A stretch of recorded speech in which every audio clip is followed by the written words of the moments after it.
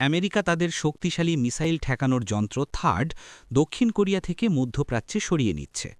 উত্তর কোরিয়ার হামলার ঝুঁকির মধ্যে আমেরিকার হঠাৎ নেওয়া এই সিদ্ধান্তে দক্ষিণ কোরিয়া মোটেও খুশি নয়। দক্ষিণ কোরিয়ার প্রেসিডেন্ট ট্রাম্পের এই সিদ্ধান্তের সমালোচনা করলেও জানিয়েছেন তাদের নিজেদের নিরাপত্তা ব্যবস্থাও যথেষ্ট শক্তিশালী।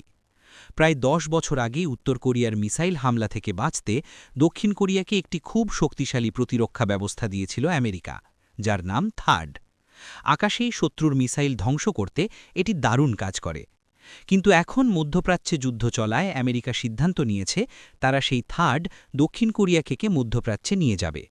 আমেরিকার যুক্তি হল, মধ্যপ্রাচ্যে থাকা তাদের সেনা ঘাঁটিগুলোকে বাঁচাতে এটি এখন খুব দরকার। আমেরিকার এই সিদ্ধান্তে দক্ষিণ কোরিয়া একদমই খুশি নয়, কারণ কিছুদিন আগেই উত্তর কোরিয়ার নেতা কিম জং উন দক্ষিণ কোরিয়াকে তাদের সবচেয়ে বড় শত্রু বলে ঘোষণা দিয়েছেন। এমনকি তারা পরমাণু বোমার পরিমাণও বাড়াচ্ছে।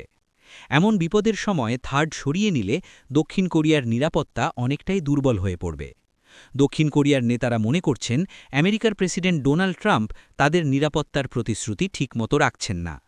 তবে দক্ষিণ কোরিয়ার প্রেসিডেন্ট লি জাই-মিউং দেশের মানুষকে সাহস জুগিয়েছেন। তিনি আমেরিকার এই সিদ্ধান্তের বিরোধিতা করেছেন ঠিকই, কিন্তু সাথে এও বলেছেন থার্ড না থাকলেও চিন্তার কিছু নেই। উত্তর কোরিয়ার যে কোনো হামলা মোকাবিলা করার মতো যথেষ্ট শক্তি এবং প্রস্তুতি দক্ষিণ কোরিয়ার নিজেদেরই আছে।